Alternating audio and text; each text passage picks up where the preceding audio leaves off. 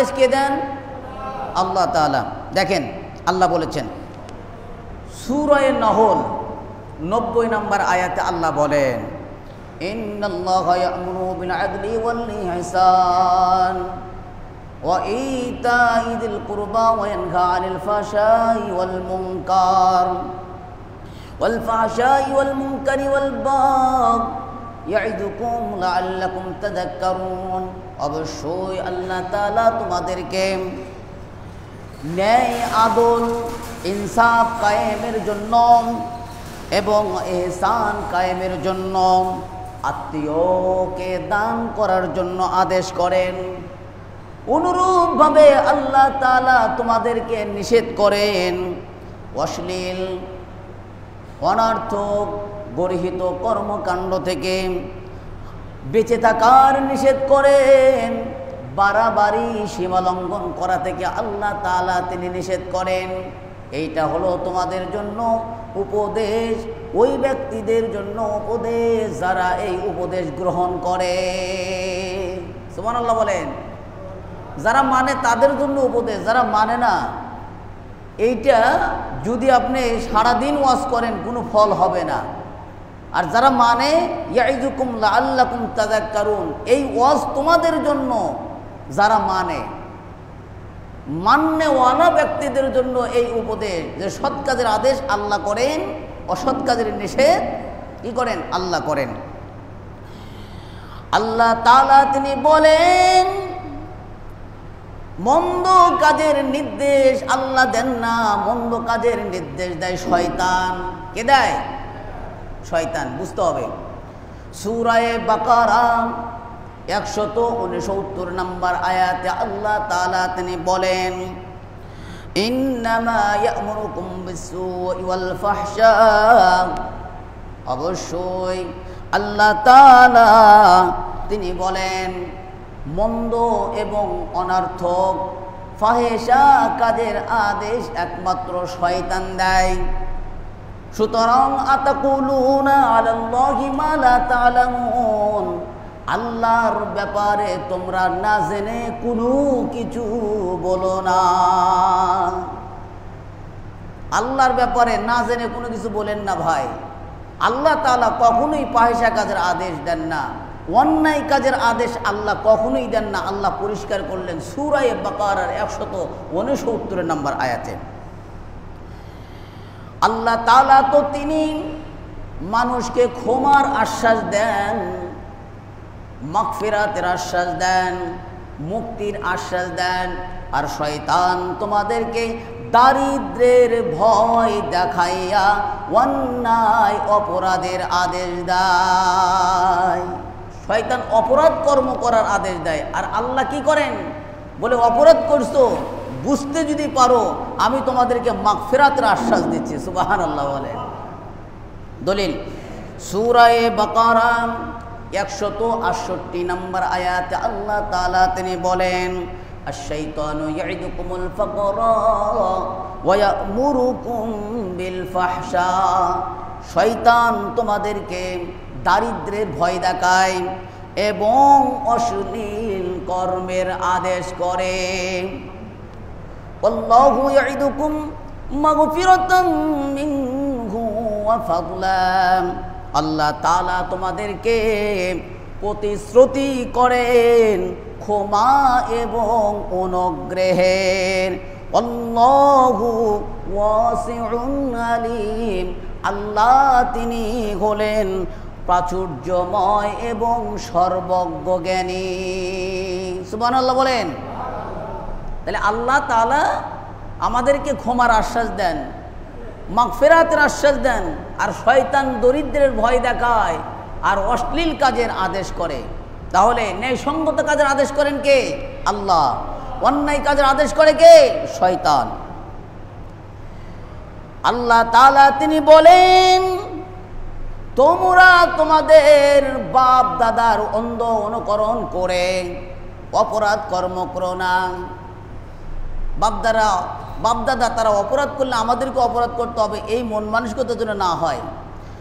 আল্লাহ তাআলা তিনি বলেন সূরা আরাফ 28 নম্বর আয়াতে আল্লাহ তাআলা তিনি বলেন ওয়া ইদা ফাআলু ফাহিশাতান, আর যখন তারা কোনো অপরাধ কর্ম করে, মন্দ কর্ম করে, নির্লজ্জ কর্ম করে, ক্বালু ওয়াজাদনা আলাইহা আবাআনা, তাদেরকে যদি বলা হয় তখন তারা তার প্রতি উত্তরে বলে এরকম অশ্লীল কর্মকাণ্ডের বিষয় আমরা আমাদের পিতামাতাকে পেয়েছি।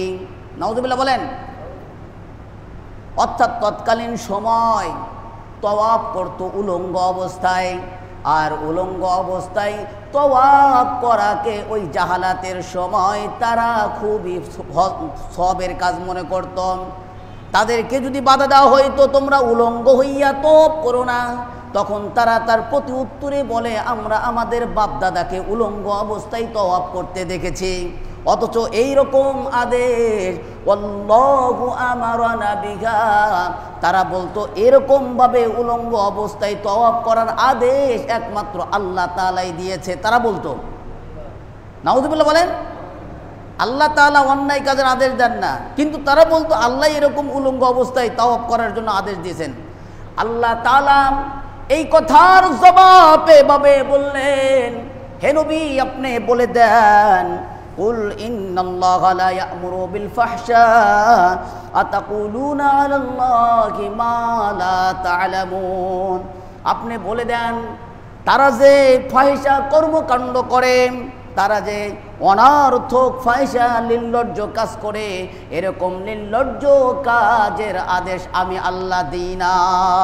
তারা না জেনে আল্লাহর নামে মিথ্যাচার করছে, তারা না জেনে আল্লাহ যা বলে নাই তাই বলছে। আপনি বলে দেন আমি কখনোই উলঙ্গ অবস্থায় তওয়াফ করাকে আদেশ করি নাই। কথা বুঝছেন? তাহলে অন্যায় কাজের আদেশ কে দেন? শয়তান। ন্যায়সঙ্গত কাজের আদেশ কে দেন? আল্লাহ তাআলা। বুঝেন, আল্লাহ তাআলা তাই তিনি বলেন হে ঈমানদারগণ তোমরা শয়তানের পদঙ্ক অনুসরণ করো না। শয়তানের আদেশকে ফলো করা যাবে না। শয়তান যে সমস্ত আদেশ করে সেটা হলো গর্হিত আদেশ, অন্যায় আদেশ, সেই আদেশকে মানো না। সূরা নূর 21 নম্বর আয়াতে আল্লাহ তাআলা মুমিনদেরকে সম্বোধন করে বলেন ইয়া আইয়ুহাল্লাযীনা আমানু লা তাত্তাবিউ খুতুওয়াতিশ শাইতান, হে ঈমানদারগণ তোমরা শয়তানের পদঙ্ক অনুসরণ করো না। শয়তান যেখানে যেখানে পাও ফালায় ওই জায়গায় তোমরা পাও ফালায়ও না। শয়তানি কর্মকাণ্ডে তোমরা লিপ্ত হইও না। শয়তানি কাজ করা যাবে মুমিনদের? শয়তানি কাজ করা যাবে মুমিনদের? না। ওয়ামান ইয়াত্তাবিউ খুতুওয়াতিশ শাইতান, শয়তানের পদঙ্ক যে ব্যক্তি অনুসরণ করে ফাইন্নাহু ইয়ামুরু বিল ফাহশাই ওয়াল মুনকার, শয়তান প্রকৃতপক্ষে ফাহিশা এবং অন্যায় কাজের আদেশ করে। শয়তান প্রকৃতপক্ষে ফাহিশা এবং অন্যায় কাজের আদেশ করে। যে শয়তানের পদঙ্ক অনুসরণ করে সে যেন শয়তান কি মানে? আল্লাহকে মানে না। আল্লাহ কখনোই অন্যায় কাজের আদেশ দেন না। জেনে রাখুন আল্লাহর রহমত যদি বান্দার উপর প্রতিফলন না হইতো বান্দা কখনোই নেক কর্ম করতে পারতো না। আল্লাহর দয়া এবং করমের মাধ্যম দিয়াই বান্দা নেক কর্ম করতে পারে। একজন বান্দা যখন নেক কাজ করে আপনার এটা কৃতিত্ব না, আল্লাহ আপনাকে অনুগ্রহ করেছেন বিধায় আপনি নেক কাজ করতে পারতেছেন। সুবহানাল্লাহ বলেন।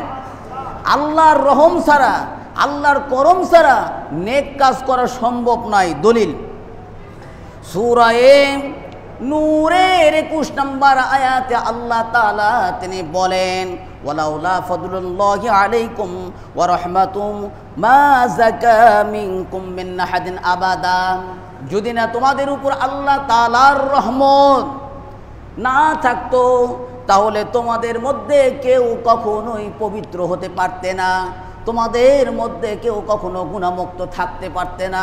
সুবহানাল্লাহ বলেন। আল্লাহর রহমত মুমিন বান্দার উপর প্রতিফলন হয় বিধায় মুমিন বান্দা পবিত্র থাকে, মুমিন বান্দা গুনাহমুক্ত থাকে। সুবহানাল্লাহ। আল্লাহ রাব্বুল আলামিন যাকে তিনি চান, ওয়ালাকিন্নাল্লাহা ইউযাক্কি মান ইয়াশা, আল্লাহ যাকে তিনি চান তাকে তিনি পবিত্র রাখেন। আর আল্লাহ তাআলা তিনি শ্রবণ করেন এবং তিনি সর্বজ্ঞ জ্ঞানী। অন্যায়ের প্রতিবাদ করুন ভাই। অন্যায়ের প্রতিবাদ করা একজন মুমিনের জন্য ফরজ। কি বলেন? সুন্নাত, নফল? জোরে বলেন, ফরজ বলেন। অন্যায়ের প্রতিবাদ একজন মুমিনের জন্য ফরজ। কারণ হলো একজন মুমিন সর্বোত্তম জায়গা যেটা চায় সেটা হলো জান্নাত। নবী করিম সাল্লাল্লাহু আলাইহি ওয়াসাল্লাম তিনি বলেন, জান্নাত হলো তলোয়ারের ছায়ার তলে ভাই। জান্নাত কোথায়? তলোয়ারের ছায়ার তলে। অন্যায়ের প্রতিবাদ করবেন না, এত সহজ আপনি জান্নাতে যাবেন তা কখনোই হতে পারে না। জান্নাত এমনি এমনি সৃষ্টি করা হয় নাই। আল্লাহ রাসূল বলেন, দেখেন বুখারী শরীফের হাদিস 2966 নম্বর হাদিস, হযরত আব্দুল্লাহ ইবনে আউফ রাদিয়াল্লাহু তাআলা আনহু তিনি বলেন, নবী করিম সাল্লাল্লাহু আলাইহি ওয়াসাল্লাম বলিয়াছেন, ওয়ালামু, তোমরা জেনে রাখো, আন্নাল জান্নাতা তাহতা জিলালিস সুয়ুব, জান্নাত প্রকৃতই পক্ষে জান্নাত হলো তলোয়ারের ছায়ার নিচে ভাই। আপনাকে যদি কেউ প্রশ্ন করে জান্নাত কোথায়, কি বলবেন? জান্নাত তলোয়ারের ছায়ার তলে। এর অর্থ হলো একজন মুমিন প্রতিবাদী হতে হবে, তার তলোয়ারকে সর্বদাই অন্যায়ের বিরুদ্ধে রুখে দাঁড়াতে হবে। মানুষ যাহা কিছু বলে সব কিছুর মধ্যে কল্যাণ নাই ভাই। আমরা যে কথা বলতেছি, আমরা অনেক কথা বলি, এই মুখ দিয়ে অনেক কথা বলে, মানুষের সব কথাই কল্যাণ নাই, তিনটি কথা ছাড়া। কয়টি কথা? তিনটি কথা। দেখেন, দলিল হলো মানুষের সব কথার মধ্যে কল্যাণ নাই, তিনটি কথাই কল্যাণ। এই তিনটি কথা আমরা এই তিনটি কথার মধ্যে পড়ি কিনে দেখেন। তিরমিজি শরীফের হাদিস 2412 নম্বর হাদিস, হযরতে উম্মে হাবিবা নবী করিম সাল্লাল্লাহু আলাইহি ওয়াসাল্লামের একজন স্ত্রী ছিলেন। তিনি বর্ণনা করেন, নবী করিম সাল্লাল্লাহু আলাইহি ওয়াসাল্লাম তিনি বলিয়াছেন, কুল্লু কালাম ইবনে আদমা আলাইহি লালা ইল্লা আমরুম বিল মারুফ আও নাহয়ুন আনিল মুনকার আও যিকরুল্লাহ। উম্মে হাবিবা তিনি বলেন, আল্লাহর রাসূল বলেছেন, বনি আদম যতগুলো কথা বলে তার কোনো উপকারে আসে না তিনটি কথা ছাড়া। একটি হলো সৎ কাজের আদেশ, আর একটি হলো অসৎ কাজের নিষেধ, আর একটা হলো আল্লাহ তাআলার জিকির। মুখস্থ করেন। এক নম্বর হলো সৎ কাজের আদেশ, যদি আপনি করতে পারেন এটা আপনার থাকবে, আপনার উপকার দেবে। দুই নম্বর হলো আপনার সামনে অন্যায় হচ্ছে তার বাধা দেওয়া, এই বাধা যদি দিতে পারেন এই উপকারের, এই বাধা দেওয়ার ফজিলত আপনার আমলনামায় থাকবে। আর একটা হলো জিক্রুল্লাহ, আল্লাহর স্মরণ, আল্লাহর জিকির। এই যে নামাজে আইছেন এটা আল্লাহর স্মরণ, নামাজে আইছেন এটা আল্লাহর স্মরণ, সর্ব অবস্থায় আল্লাহকে স্মরণ করা, এই ফজিলতটা আপনার আমলনামায় থাকবে, আর কিছু বনি আদম পাবে না। দলিল তিরমিজি শরীফের 2412 নম্বর হাদিস, নবী করিম সাল্লাল্লাহু আলাইহি ওয়াসাল্লাম তিনি বলেন, সৎ কাজের আদেশ করো, অসৎ কাজের নিষেধ করো। যদি তুমি অন্যায়ের প্রতিবাদ না করো তাহলে আল্লাহ তাআলা তোমার দোয়া কবুল করবেন না।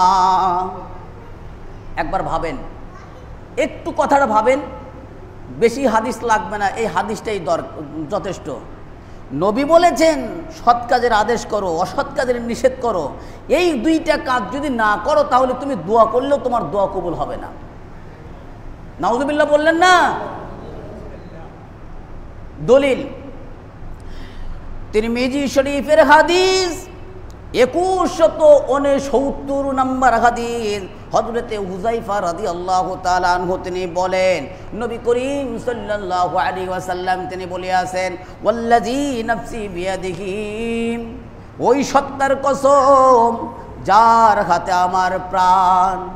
আল্লাহ রাসূল যে কথাটা গুরুত্ব বেশি থাকতো, ওই কথা বলার সময় পূর্বে শপথ খেয়েছেন, ওই সত্তার কসম যার হাতে আমার প্রাণ। নবী করিম সাল্লাল্লাহু আলাইহি ওয়াসাল্লাম শপথ খেয়ে বলছেন, লা তা'মুরুন্না বিল মা'রুফি ওয়া লা তানহাউনা আনিল মুনকার, অবশ্যই অবশ্যই তোমরা সৎ কাজের আদেশ করবে, অসৎ কাজের নিষেধ করবে, বাধা দিবে।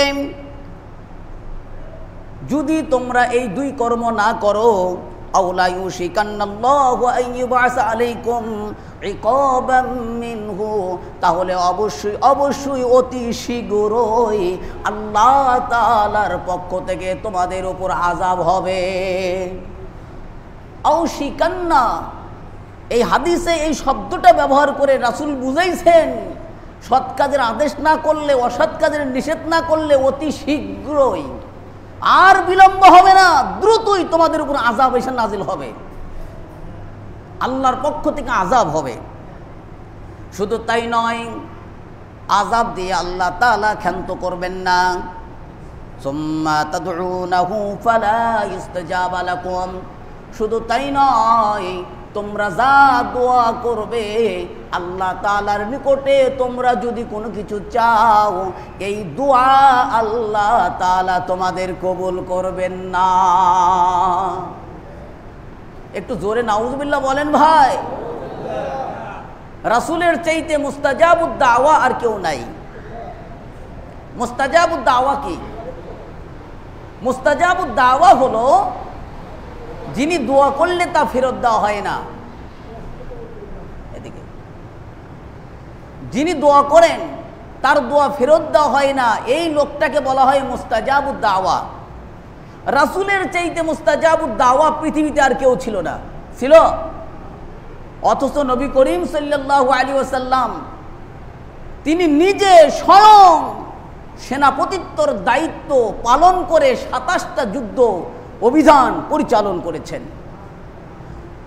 দোয়াই যদি সবকিছু হইতো, আমাদের মৌলবীরা তো খালি দোয়া বেছে নিছে ভাই। জিহাদি মনোবল নাই, অন্যায়ের প্রতিবাদের টেন্ডেন্সি, মন মানসিকতা আমাদের মৌলবীদের মধ্যেও কমে গেছে। যদি তা হয়, আপনি অন্যায়ের প্রতিবাদ করতেছেন না, এরকম মন মানসিকতা যদি হয়, আপনি দোয়া করলেও কবুল হবে না। নবী করিম সাল্লাল্লাহু আলাইহি সাল্লাম তাই তিনি জানেন অন্যায়ের প্রতিবাদ করতে হবে, সৎ কাজের আদেশ করতে হবে, তবেই আল্লাহ দোয়া কবুল করবেন। তাই তিনি ২৭টা যুদ্ধের অভিযান তিনি পরিচালন করেছেন নিজে সেনাপতি হইয়া। সুতরাং আমি আপনি জিহাদ, যুদ্ধ, অন্যায়ের প্রতিবাদ না করলে কি আমার দোয়া কবুল করবে আল্লাহ? তা কখনোই হতে পারে না। অন্যায়ের প্রতিবাদ থাকতে হবে। অন্যায়ের প্রতিবাদ যদি না করে, আল্লাহর রাসূল সাল্লাল্লাহু আলাইহি ওয়াসাল্লাম আশঙ্কা করেছেন ওই জাতিকে বিকৃত অবস্থায় জাহান্নামে নিক্ষেপ করবে। আশঙ্কা করেছে কে? আশঙ্কা করেছে কে? ওই জাতিকে বিকৃত অবস্থায়, ওই জাতিকে বিকৃত অবস্থায় জাহান্নামে প্রেরণ করবেন। আল্লাহ রাসূল সাল্লাল্লাহু আলাইহি সাল্লাম এই আশঙ্কা করেছেন। তাই অন্যায়ের প্রতিবাদ হতে হবে। হযরতে মুআবিয়া রাদিয়াল্লাহু তাআলা আনহু কুফার গভর্নর ছিলেন।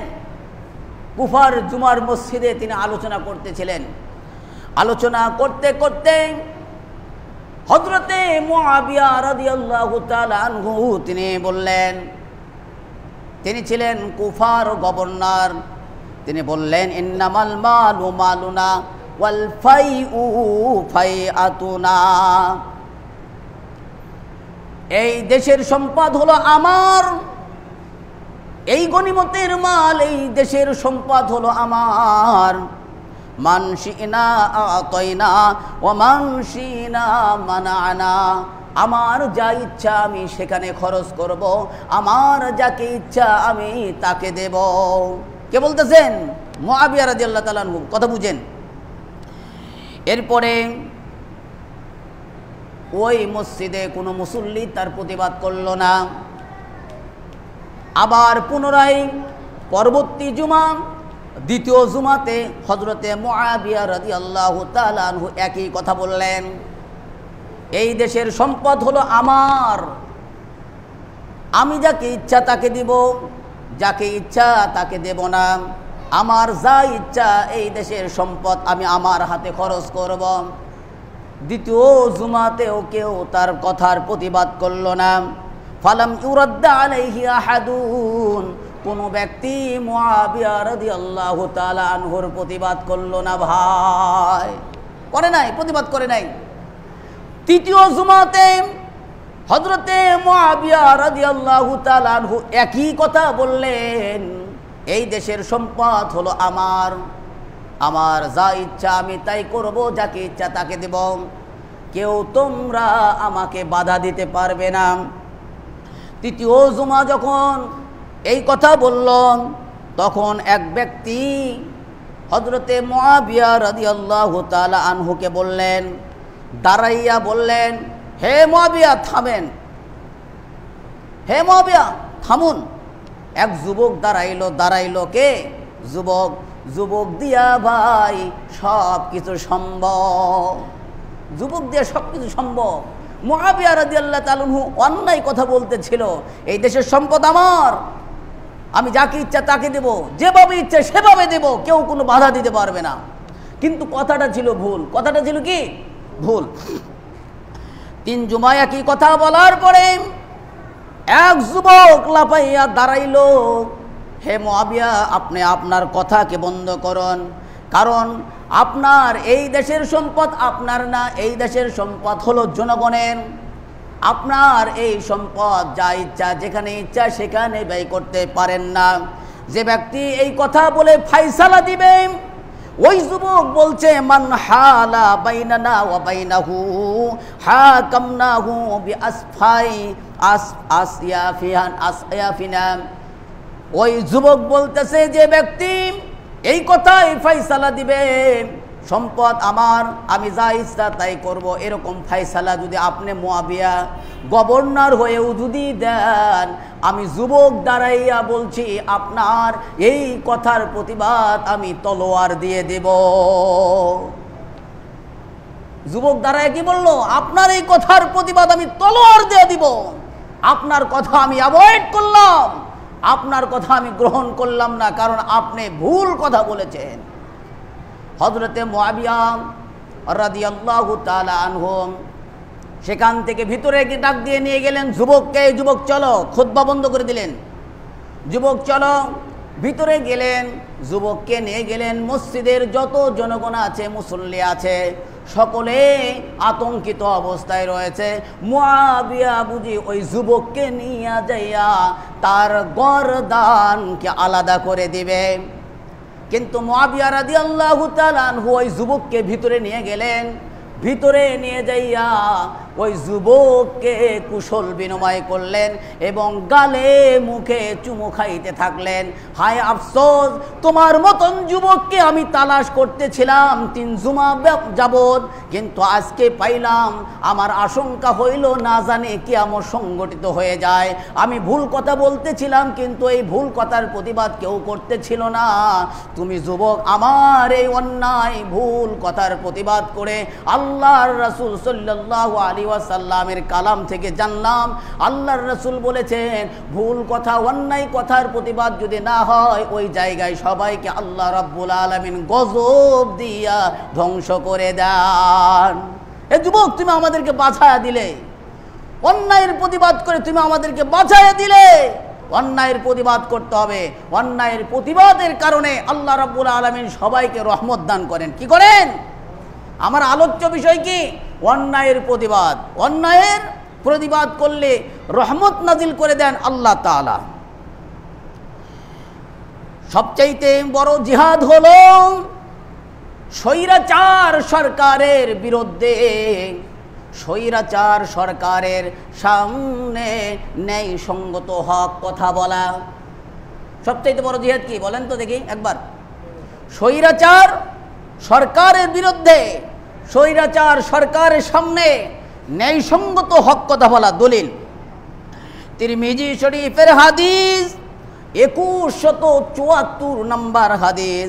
হযরতে আবু সাঈদ খুদরি রাদিয়াল্লাহু তাআলা আনহু তিনি বলেন, নবী করিম সাল্লাল্লাহু আলাইহি ওয়াসাল্লাম তিনি বলিয়াছেন, ইন্না মিন আযমিল জিহাদি কালিমাতা আদলিন ইনদা সুলতানিন জাইরিন। নবী করিম সাল্লাল্লাহু আলাইহি ওয়াসাল্লাম বলেন, সবচাইতে বড় জিহাদ হলো স্বৈরাচার সরকারের সামনে ন্যায় সঙ্গত কথা বলা। স্বৈরাচার সরকারের বিরুদ্ধে ন্যায় সঙ্গত হক কথা বলা হলো জিহাদের মধ্যে আফজল, জিহাদের মধ্যে শ্রেষ্ঠ জিহাদ ভাই। সুতরাং অন্যায় যেই কেন না করুক, এখানে সরকারের কথা কেন বলছে? বলে পাওয়ারফুল ব্যক্তি সরকার থাকেন, তার বিরুদ্ধে আপনাকে রুখে দাঁড়াতে হবে। অন্যায় যেই কেন না করুক, সরকার করলে তার বিরুদ্ধে তো দাঁড়াতে হবে। আর সরকার ছাড়া সাধারণ পাবলিক যদি অন্যায় করে, তাকে কি ছাড় দিবেন আপনারা? কথাই জানেন না আপনারা, ছাড় দিবেন? ছাড় দেওয়া যাবে না। যদি আপনারা ছাড় দেন, উভয়কে গজব দিয়ে আল্লাহ ধ্বংস করে দিবেন। ছাড় দিলে কি করবেন? উভয়কে গজব দিয়ে ধ্বংস করে দিবেন। জেনে রাখুন, জেনে রাখুন, একমাত্র উম্মতে মুহাম্মাদির একটা বৈশিষ্ট্য আছে। সকল উম্মতের মধ্যে উম্মতে মুহাম্মাদি শ্রেষ্ঠত্ব রাখে। কারণ হলো তারা তা'মুরুনা বিল মারুফ ওয়া তানহাউনা আনিল মুনকার, তারা ন্যায়সঙ্গত কাজের আদেশ করে, অন্যায় কাজের বাধা দেয়। আর এই কাজটা করার কারণে সকল উম্মতের মধ্য থেকে উম্মতে মুহাম্মাদি হলো শ্রেষ্ঠ। নবী করিম সাল্লাল্লাহু আলাইহি ওয়াসাল্লাম তিনি বলেন, আমার উম্মতের মধ্যে সবাই পথভ্রষ্টতাকে কবুল করবে না, সবাই অন্যায়কে কবুল করবে না। একটা না একটা দল, অবশ্যই অবশ্যই একটা না একটা গ্রুপ আমার উম্মতের মধ্যে তারা ন্যায় সঙ্গতভাবে থাকবে। এটা কিয়ামত পর্যন্ত চলবে। সবাই যদি বামপন্থে থাকে, এক দল ডানপন্থী থাকবেই থাকবে, অন্যায় মানে নেবে না, একজন না একজন থাকবেই। আল্লাহর রাসূল গ্যারান্টি দিয়ে বলেছেন, এই আমার উম্মতের মধ্যে এই বৈশিষ্ট্যটা থাকবেই, সবাই পথভ্রষ্ট হবে না। দলিল তিরমিজি শরীফের হাদিস 2167 নম্বর হাদিস।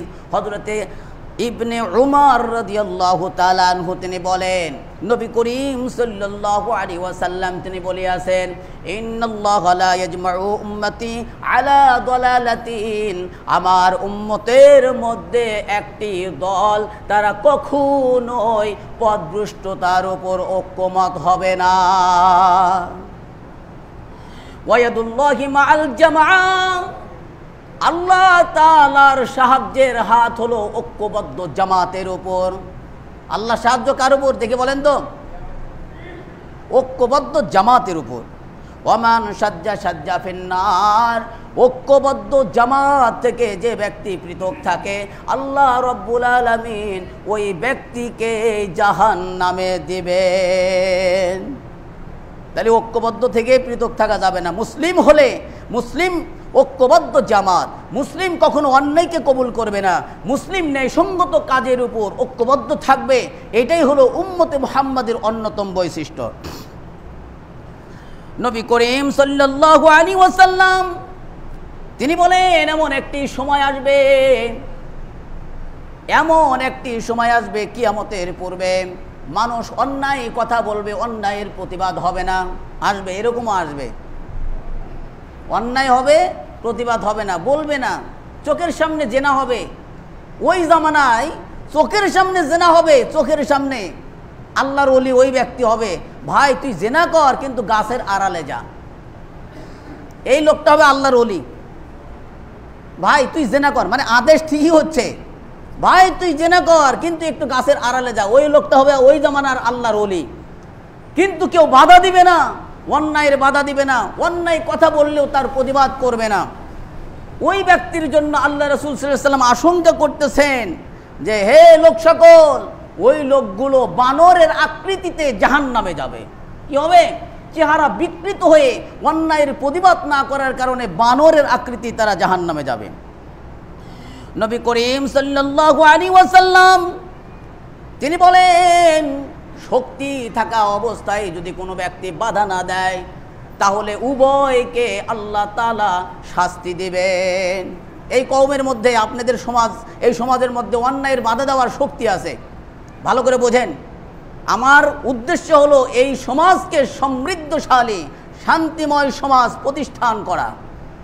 সবার মধ্যে যেন আল্লাহর পক্ষ থেকে শান্তি আসে। তাহলে শান্তি কিভাবে আসবে? দেখেন, এই কওমের লোকজনের অন্যায়ের বাধা দেওয়ার ক্ষমতা আছে, শক্তি আছে, কিন্তু বাধা দেয় নাই, তাহলে উভয়কে আল্লাহ শাস্তি দেবেন। তসবিহ টিপে এই শাস্তি থেকে বাঁচা যাবে না ভাই, খালি নামাজ পড়ে এই শাস্তি থেকে বাঁচা যাবে না যতক্ষণ না পর্যন্ত অন্যায়ের প্রতিবাদ না করেন। কথা কি বুঝাতে পারছি? দলিল আমি বানায় বলি নাই, কোনো কিছুই বানায় বলি না। দেখেন, নবী করিম সাল্লাল্লাহু আলাইহি ওয়াসাল্লাম তিনি বলেন, আবু দাউদের হাদিস 4339 নম্বর হাদিস, হযরতে ইবনে জারির রাদিয়াল্লাহু তাআলা আনহু তিনি বলেন, আমি নবী করিম সাল্লাল্লাহু আলাইহি ওয়াসাল্লাম থেকে শ্রবণ করেছি, শুনেছি, কোন কওমের মধ্যে এমন ব্যক্তি ইউমালু ফীহিম বিল মাআসি, গুনাহের কাজ করে। কোন কওমের মধ্যে এক ব্যক্তি এরকম যে সে গুনাহের কাজ করে, ওই কওমের মধ্যে সকল জনগণের মধ্য থেকে কিছু ব্যক্তি ইয়াকদিরুনা আলা আইয়ুগাইরু আলাইহি, ওই কওমের মধ্যে কিছু ব্যক্তি তাকে বাধা দেওয়ারও ক্ষমতা রাখে। অপরাধের কাজ করতেছে, ধরেন যে একজন লোক প্রকাশ্যে দিবালোকে অপরাধ করতেছে, তার মধ্যে একটা অপরাধ আমি চিহ্নিত করি, যাত্রা নিয়ে এসে, আপনাদের এই চাতালের উপর যাত্রা নিয়ে এসে, আপনি জানেন যে কোন লোকটা বলে অমুক লোকটা। এই সমাজের মধ্যে অন্যান্য ব্যক্তিদের, কিছু ব্যক্তিদের, সবারই থাকে না ক্ষমতা, কিছু ব্যক্তিদের ক্ষমতা আছে ওকে প্রতিহত করার, এরকম প্রতিহত করার যোগ্যতাও রাখে, ক্ষমতা রাখে। ফালা ইউগাইরু, কিন্তু ক্ষমতা থাকা সত্ত্বেও ওই লোকটাকে বাধা দেয় না।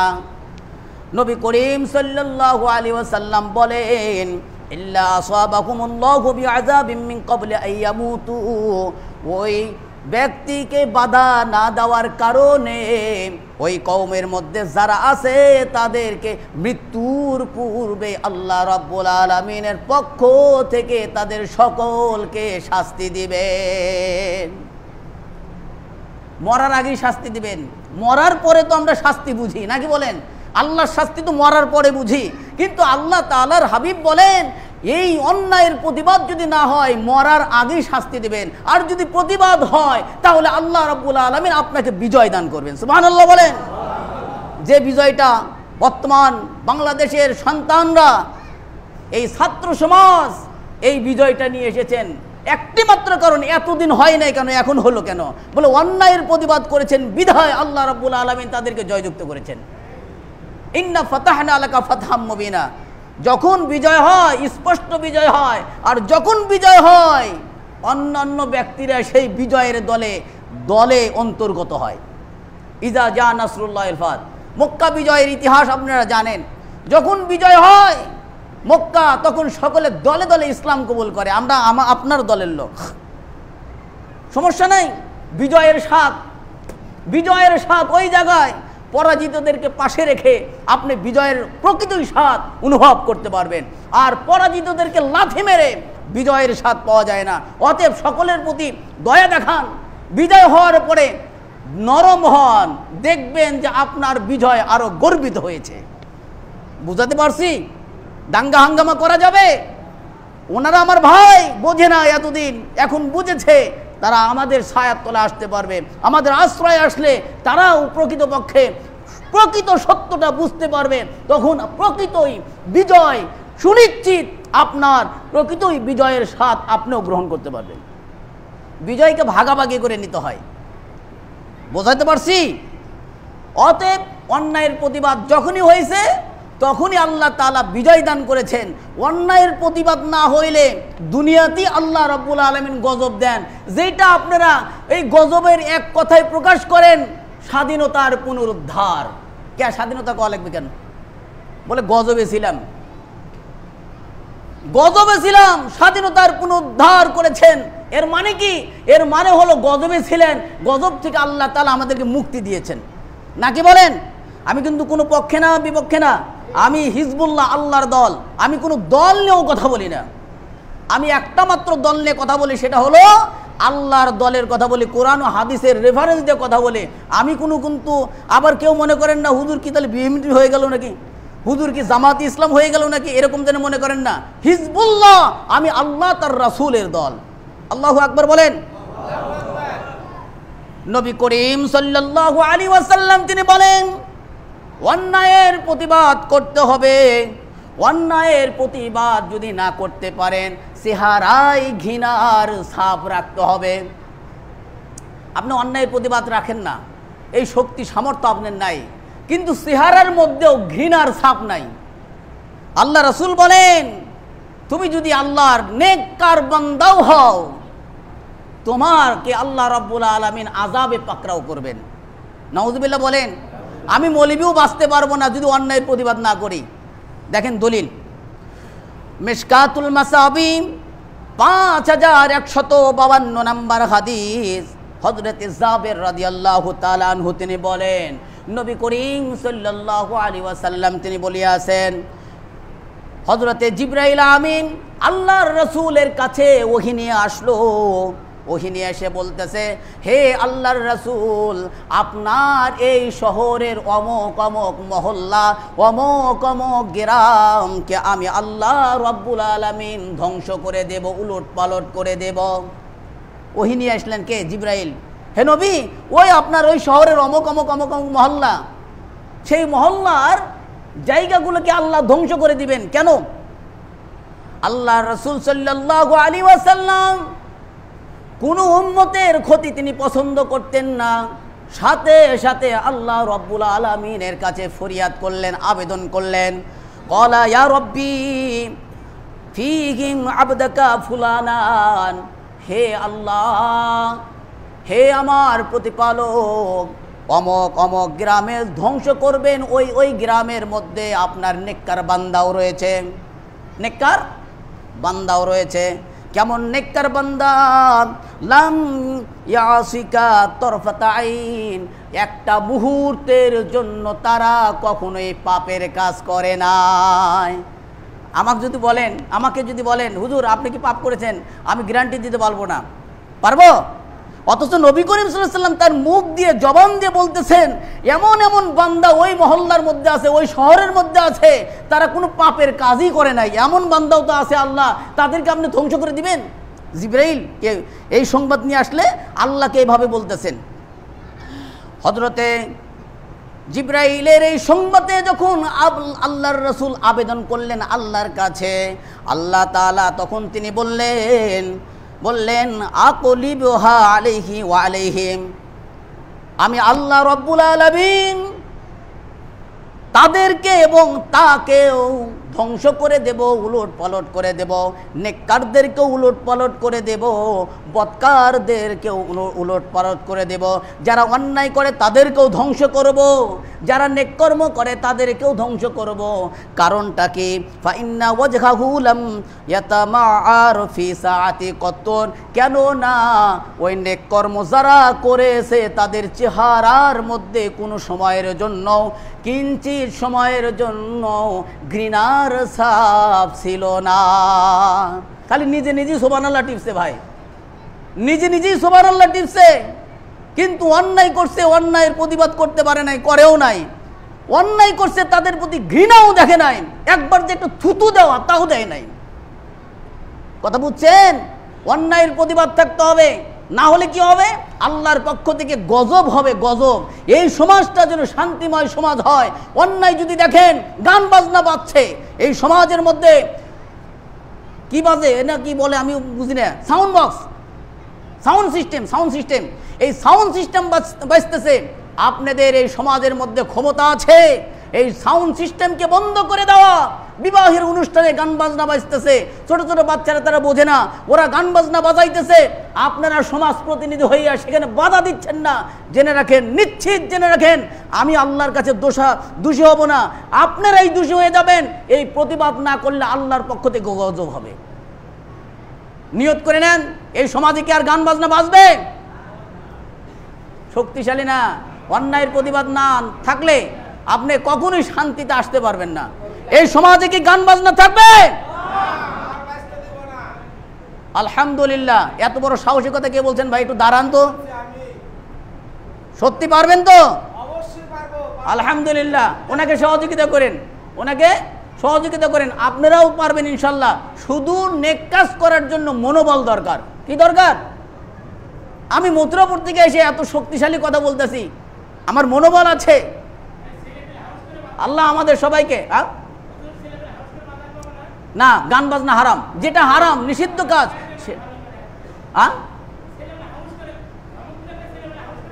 ও আচ্ছা আচ্ছা, আপনার কথাটা আমি বুঝতে পারছি। মানে এই কথাটা উনি অন্যভাবে বলছেন, মানে যদি তাদেরকে বাধা দেওয়া যায়, ওনার অভিভাবকরাই বলেন ছেলে পেলে একটু হাউস করে বাজাইতেছে, বাধা দিও না বাবু, এটাও যেন না করেন। শোনেন, আরেকটা কথা বলি, দায়ুস জান্নাতে যাবে না, কথায় কথা বেশি হয়ে যায়, সংক্ষিপ্ত বললাম।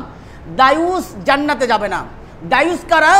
বলে দায়ুস কিন্তু মেয়েরা না, দায়ুস হলো পুরুষেরা।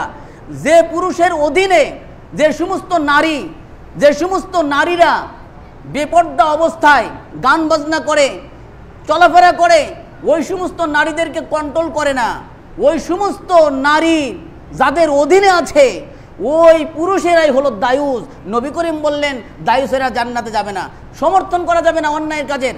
আপনার মেয়ে অশ্লীলভাবে চলতেছে, আপনার ছেলে অন্যায়ভাবে চলতেছে, হাফ প্যান্ট পরে চলতেছে, অবৈধ কর্মকাণ্ড করতেছে, আপনাকে বাধা দিতে হবে। সর্বপ্রথম দায়িত্ব হলো আপনার। যার পরিবার সে যদি কন্ট্রোল করে, এখানে ফেতনা নাই। আপনার পরিবারে আমি যদি লিডারি করতে যাই, এখানে একটু ফেতনা হবে, কিন্তু যদিও বা ফেতনা হয়, আল্লাহর পক্ষ থেকে পরবর্তীতে শান্তি হবে। কারণ অন্যায়ের প্রতিবাদ যারাই করবে, তারাই এই স্বাধীনতার পুনরুদ্ধার করতে পারবে। অন্যায়ের প্রতিবাদ না হলে আপনি কখনোই স্বাধীনভাবে শান্তির সাথে জীবনযাপন কখনই করতে পারবেন না। আমার এই কথার সাথে একমত আছেন? কারণ হাত উঠান। আলহামদুলিল্লাহ। আল্লাহ আমাদের সবাইকে কবুল করুক, আমিন। আর পরিসমাপ্তিতে আমরা এই যে এখানে আমার কাছে লিখিত আকারে একটা কাগজ এসেছে, এই বিষয়টা আপনারা জানেন, সবাই জানেন। বিশেষ করে আমি সর্বপ্রথম এই কাগজের উপর, আচ্ছা যাও, এই কাগজের উপর আমি সর্বপ্রথম ওই সমস্ত ছাত্রদের রুহের মাগফিরাত কামনা করি যারা আমাদেরকে মুক্ত করেছে। বিশেষ করে আবু সাইদ, এর নাম স্বর্ণ অক্ষরে লেখার মতন, আল্লাহ তাদেরকে যেন জান্নাত দান করেন, আমিন। আবু সাইদ সহ সারা বাংলাদেশের যতগুলো ব্যক্তি, ছাত্র থেকে শুরু করে যারাই ইন্তেকাল করেছে, আল্লাহ যেন তাদেরকে জান্নাত নসিব করেন, আমিন। আর বিশেষ করে আমরা সবাই ভাই ভাই, বিশেষ করে এবাদতের ক্ষেত্রে ভাই ভাই, ওয়াকুন ইবাদাল্লাহি ইখওয়ানা, আল্লাহ রাসূল বলেছেন এবাদতের ক্ষেত্রে ভাই ভাই, আমরা কেউ যেন পরস্পর বিবাদে লিপ্ত না হই। আল্লাহ আমাদের সবাইকে বোঝার তৌফিক দিন। আর নামাজ